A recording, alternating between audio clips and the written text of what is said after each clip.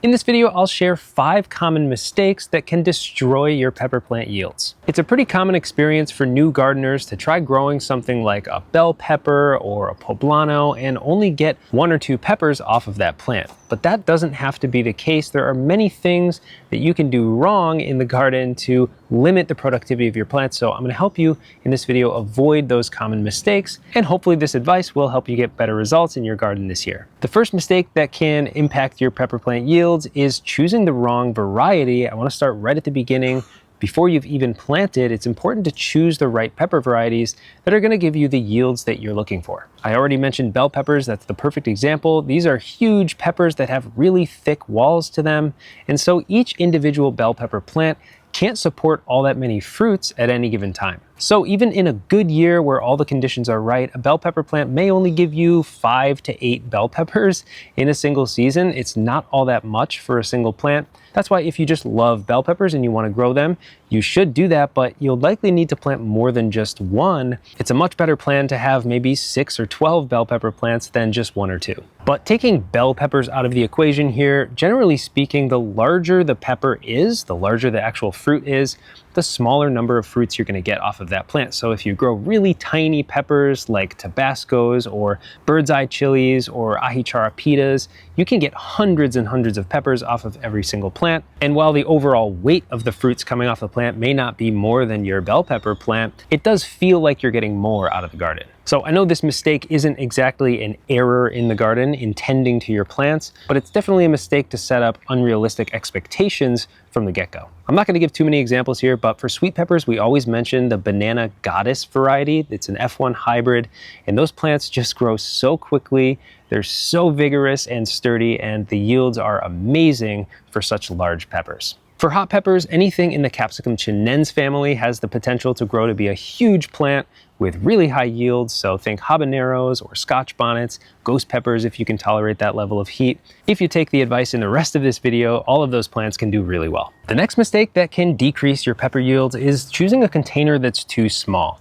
I have a good example here of a large container that's definitely enough to support a pretty sizable harvest. This is a yellow ghost pepper plant, and this is a 10-gallon growing bag. This, on the other hand, is about a 1-gallon container, and while you can grow certain peppers in here, and I would recommend it to the right person, it's not going to give you the biggest harvest. This is because container size directly correlates with plant size. So if I were to transplant this same plant into this container, the overall size of the plant would be much smaller by the end of the season. And of course, a bigger plant will have more flowers and ultimately a bigger harvest. So if you want a smaller harvest, maybe you're growing really hot peppers and you don't want a huge harvest, you can deliberately keep the plant smaller by planting it in a smaller container.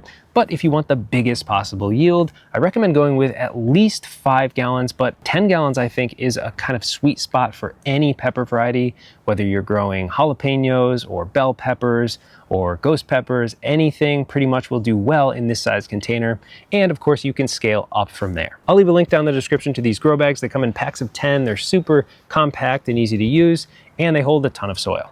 Another mistake that can destroy your pepper harvest is not fertilizing properly, either too much or too little, or fertilizing with the wrong nutrient content. If you're growing in containers, you definitely need to be applying fertilizer throughout the season.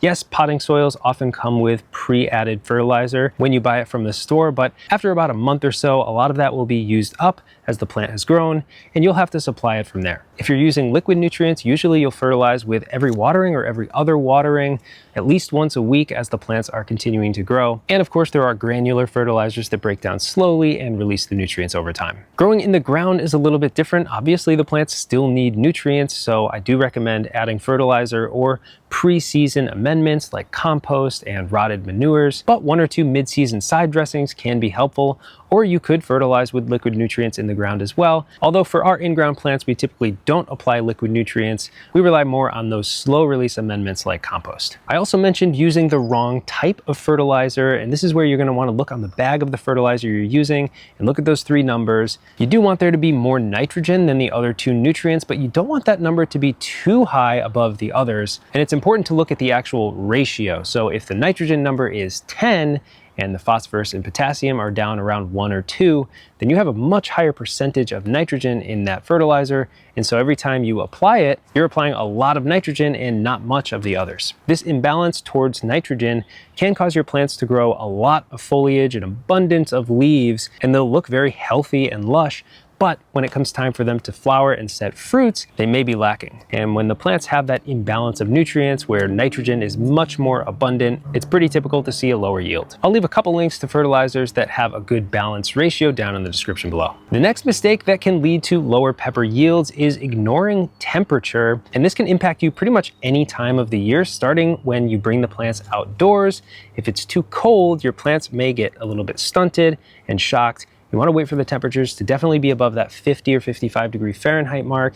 We start the hardening off process around when the temperatures are getting up into the 60 to 65 degree Fahrenheit mark. And I'll definitely be bringing these back indoors on the overnights while it's still cool. But when it comes to actual yield, it's more important to pay attention to those summer temperatures. Midsummer can be pretty hot in a lot of locations, including here in New England. It gets hotter than you might think during the daytime. And when the temperatures are reaching up into the 90s Fahrenheit or hotter, your pepper plants may start to drop off their flowers. If the plants are dropping flowers, those flowers can't form into fruits. And of course, that will have a direct impact on your harvests. So what can you do about the outdoor temperature? Unfortunately, there's not too much you can do other than adjust your expectations. But if you live in a very hot climate where you know it will be above 90 for a significant part of the year, you can apply some shade cloth on the west side of the peppers so that during the morning they're getting nice direct sunlight. And then once the afternoon temperatures come in, the sun is dampened a little bit, that shade can decrease the temperature around the plants pretty significantly. This is why a lot of gardeners notice an uptick in production later in the season. Once the heat of the summer dies down and we get into the early fall months, your peppers will start producing tons of flowers and their fruits will start forming. But if you live in a colder climate where winter comes on fast, it may be too late for those peppers to get through to their ripened stage. So by helping out when it comes to temperature in the midsummer, you may end up getting better yields. And the last mistake that can impact your pepper yields is improper light exposure. Of course, your plants need light to produce energy. The more light they have access to, the more they'll be able to produce. And I think this is most important during the early stages of growth. We're starting most of our peppers from seed, so we need to get them to a large size to get that plant mass as large as possible before it's time to set fruits. So lots of light early on. We use grow lights indoors to get our seedlings off to a very strong start like these ones. And then choosing a planting location outside, you want direct sun for as long as possible. A south-facing location, if you're living in the northern hemisphere, is ideal. Again, your climate might come with its own quirks. If you live in the desert, for example, direct sun all day may just be too much for most of your garden plants, including peppers. Even though they love warmth and sunlight, 110 degree heat and direct sun all day may just be too much for your plants. So hopefully this advice will help your plants produce better for you this year. The whole notion is to basically not slow down your plants at any point in time. Give them everything they need, from nutrients to lighting to soil space and the right temperature, and your plants are just gonna do what they were meant to do. Thanks so much for watching Pepper Geek, and I'll see you next time.